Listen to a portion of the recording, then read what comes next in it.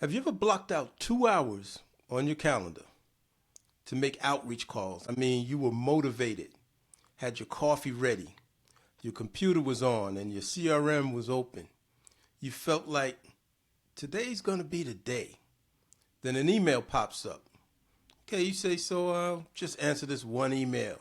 5 minutes later, you check LinkedIn. Then your phone vibrates. All of a sudden, you're scrolling through a few notifications. Then you realize, whoa, my coffee's empty. Might as well go grab another cup because, I got these phone calls to make.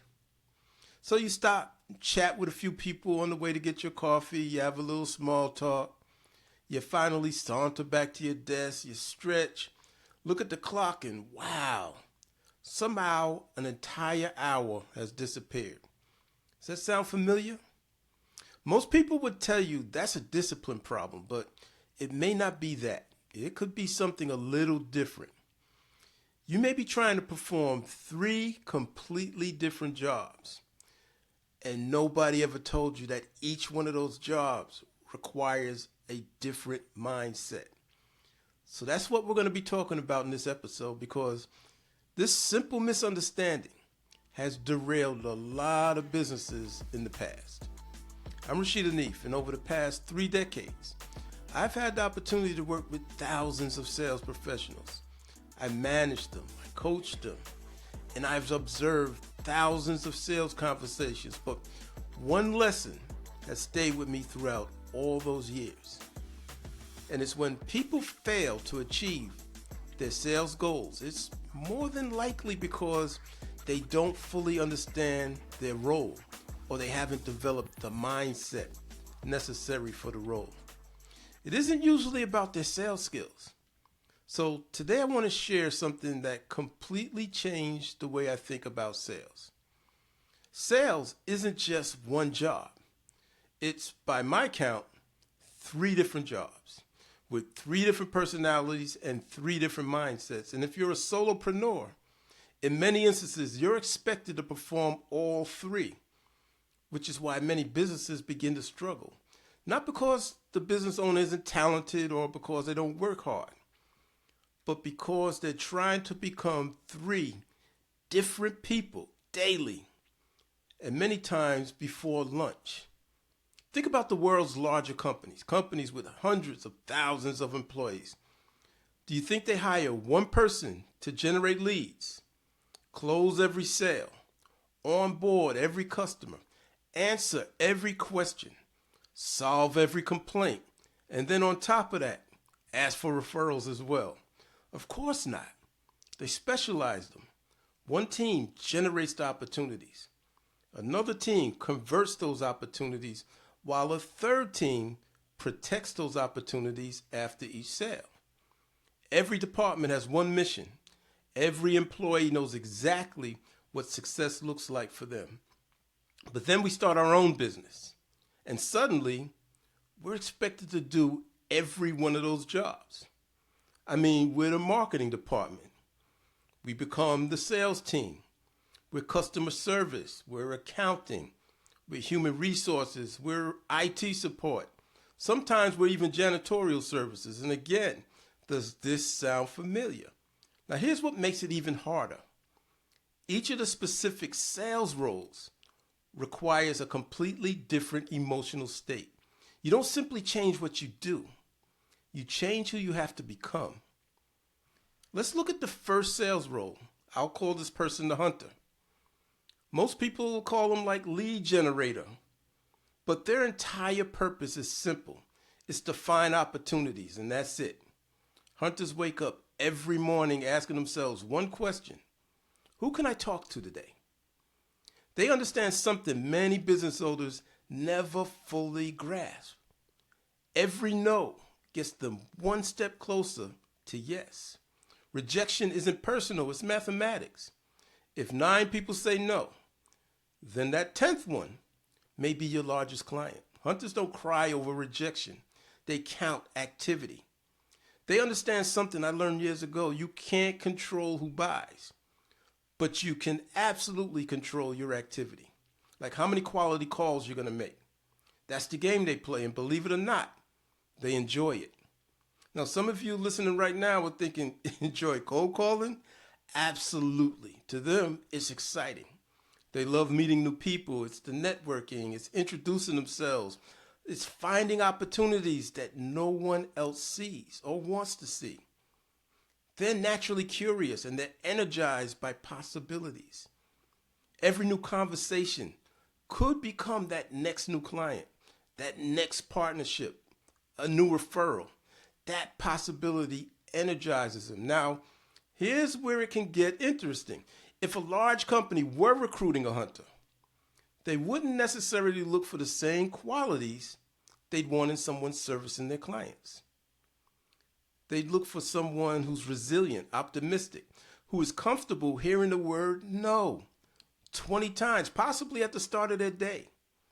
A person who doesn't need external motivation and can create their own momentum from absolutely nothing. Now, hunters also tend to love competition, but not necessarily against other people, but against themselves. Can I make 5 more calls? Can I book 2 more appointments today? Can I beat yesterday's numbers? That's exciting to them. But every strength can also have a weakness. Now, hunters usually don't love administrative tasks. They're not in love with lengthy service conversations or maintaining existing accounts. To them, those activities feel like they're driving with the parking brake on. They'd rather be finding that next opportunity. Now, here's a question for you. When you look at your calendar and see the next networking event or the next business luncheon or blocks for making prospecting calls or making introductions, do those activities energize you? If your answer is yes, there's a possibility the hunter already lives inside of you. But maybe you're sitting there thinking, Rasheed, I'd rather clean my garage than do some of that other stuff. First off, you're not alone. Secondly, that doesn't make you a bad business person. It simply means being a hunter doesn't naturally fit your personality. And that's an important distinction to make because many business owners spend years trying to force themselves into a role that drains them instead of recognizing, you know what? Maybe this just isn't a hat I'm wired to wear. Now, before you think, well, I'll tell you what, I'll skip lead generation. Nah, because every business has to have a hunter. The only question is, who is it in your business? Is it you? Could it be another salesperson, a marketing system, maybe an AI assistant? Someone has to hunt. Because without opportunities, does nothing else really matter? No opportunities means nothing to close, nothing to service. Nothing's going to grow, which also means there's nothing to take to the bank. And nobody wants that. So that brings us to the second personality. And this is where many people mistakenly believe sales actually begins, but it doesn't. Sales doesn't begin with closing. Sales begins long before someone ever asks for the business. So if the hunter's job is to find that opportunity, the second personality's job is to win the opportunity. I call this person the closer. This is the role most people think of when they hear the word sales because they're out there negotiating, they're presenting, they're handling those objections, they're asking for the business, they're talking about price, they're signing agreements. But here's something I've learned after more than 30 years of coaching. The best closers don't convince people to buy. They help people become confident enough to make a decision. And there's a difference. Pushy salespeople try to force a decision while professional salespeople guide them.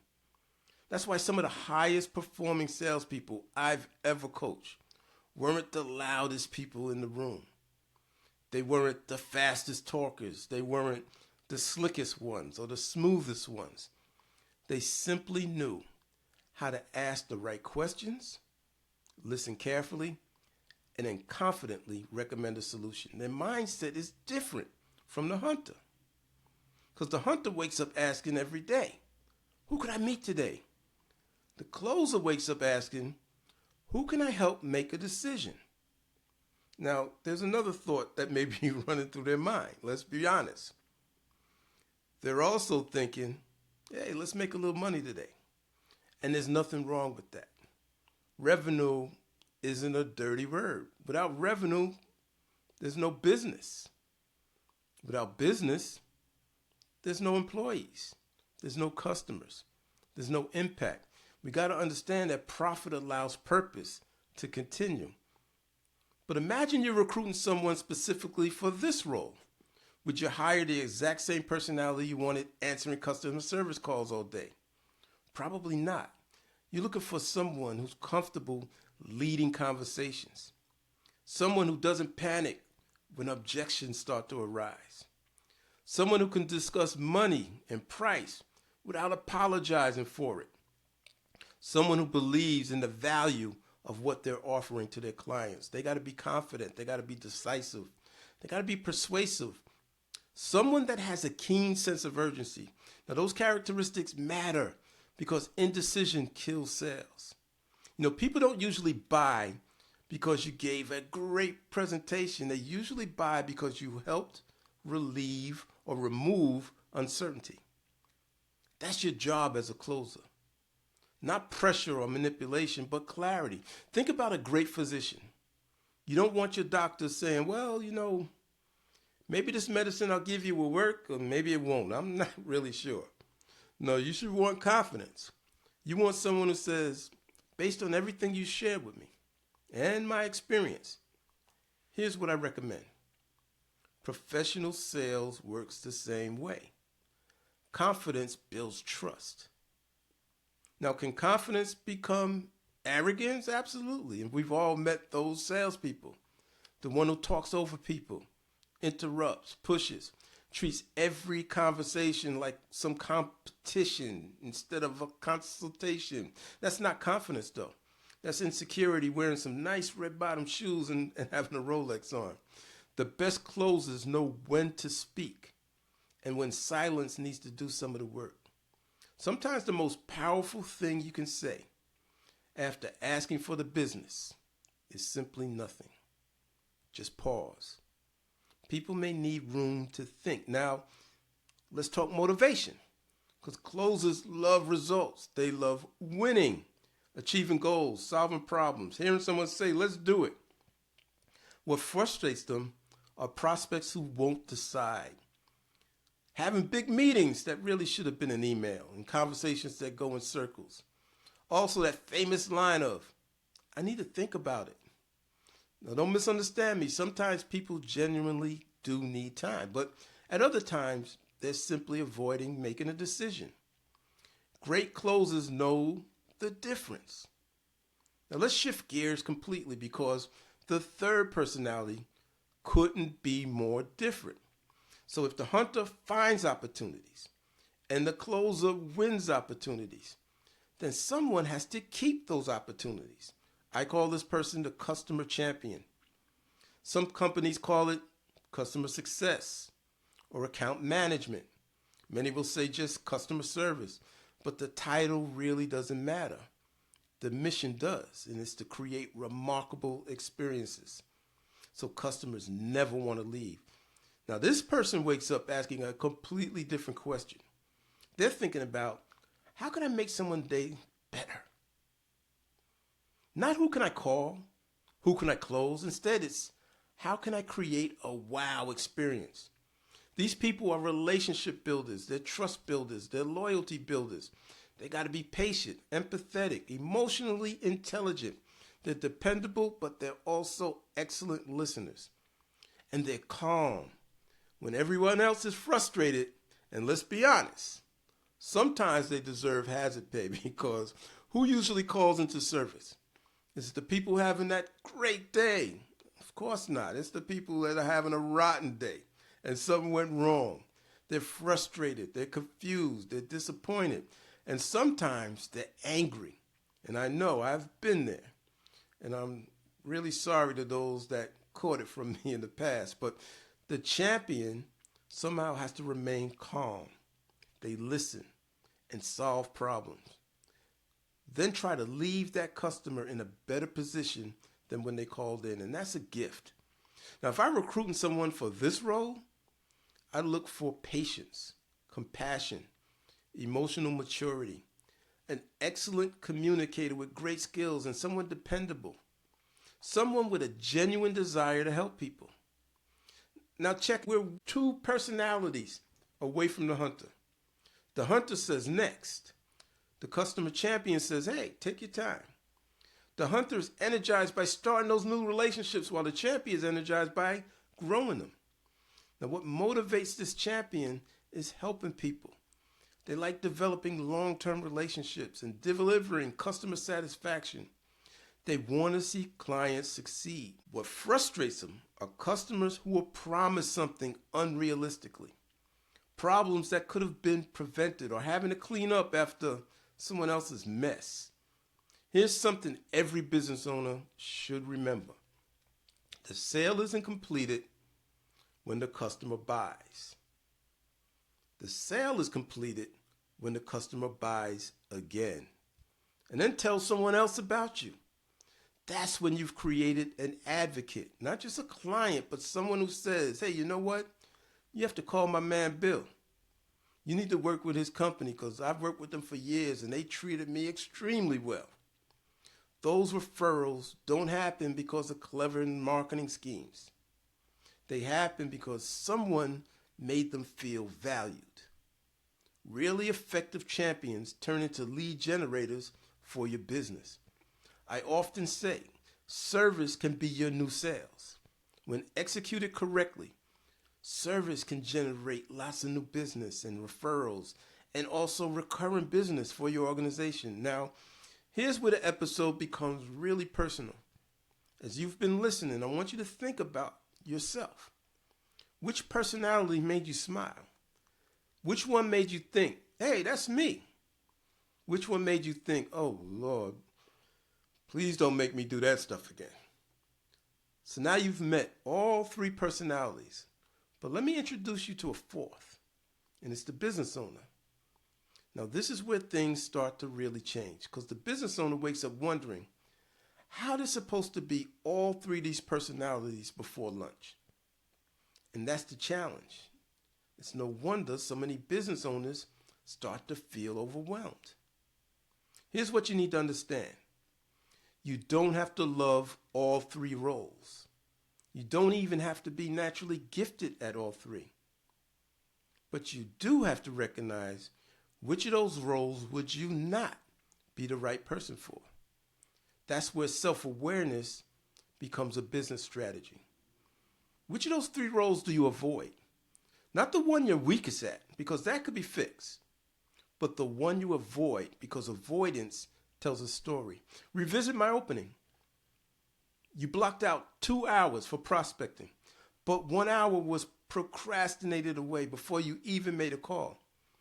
You then may make 9 or 10 calls where people rudely tell you no, or some of them don't even pick up at all.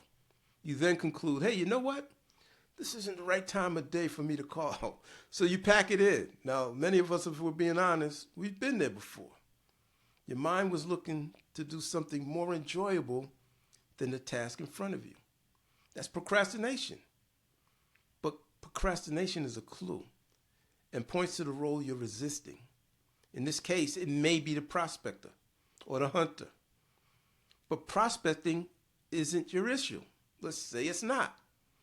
Maybe you're fantastic at generating leads and you love it, but once it's time to ask for the business, oh man, you freeze up. You start talking about, hey, you got this discount for you, or you give extra proposals, or you have unnecessary meetings. Really, what you're doing is just avoiding asking for the business. Or possibly you love closing and thrive on the excitement, but after the sale, you go ghost, you disappear. You don't return calls and you don't check in. Your customer starts to feel forgotten. Every one of these behaviors has the same consequence. The business stops growing. And it's not because you're lazy, and it's not because you lack intelligence or because you don't care, but it's because one of the three roles isn't getting the attention it deserves. This is where you have to become brutally honest and ask yourself a few questions. Which role gives me energy? Which role drains me? Which role do I consistently procrastinate on? Which role would I gladly do even if I wasn't being paid for it? Now make some business decisions. If you're naturally strong in any role, lean into it. If you're weak in one, develop it. Get training. Hire a coach. Build the skill up. But if it's consistently draining your energy, ask yourself if someone else should be wearing that hat. The way we build companies today has really changed. There are many options for your support in your company today. But what's not an option is pretending the problem doesn't exist. Because ignoring it doesn't remove it. It only makes it more expensive on the back end. I want to leave you with something practical. So here's this week's Business Moves Challenge.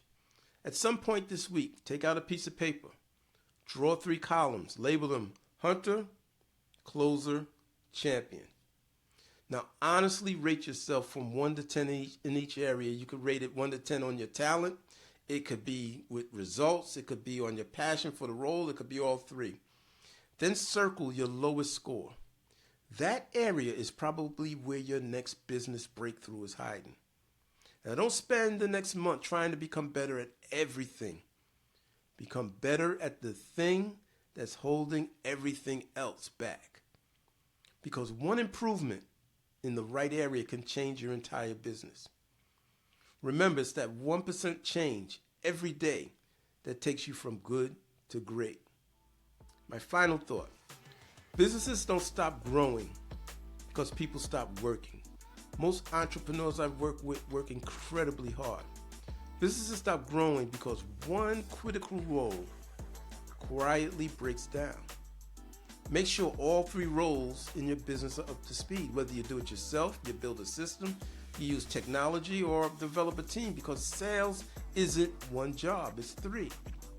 And businesses that understand that will grow faster, they'll grow stronger, and you'll build relationships that last.